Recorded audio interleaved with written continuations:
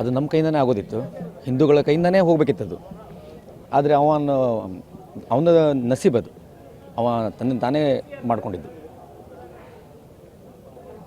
ಎಷ್ಟು ಗಂಟೆ ಕೊಡ್ತಾ ಇದ್ದಾರೆ ಸರ್? ಈಗ ಇನ್ನೊಂದು ಅರ್ಧ ಗಂಟೆಲಿ ಆಗುತ್ತೆ. ಎಷ್ಟು ಗಂಟೆಗೆ ಎಲ್ಲಿ ಮಣ್ಣು ಮಾಡ್ತಾ ಇದ್ದಾರೆ? ಯಲ್ಲಾಪುರ, ಹಾಂ, ರುದ್ರಭೂಮಿ.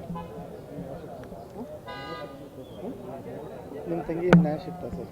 ನ್ಯಾಯ ಅಲ್ಲಿ ನಾವು ನಮ್ಮ ಯಲ್ಲಾಪುರದಲ್ಲೇ ಹೋಗಿ ಸ್ಟೇಷನ್ ಮುಖಾಂತರ ನಾವು ನಮ್ಮ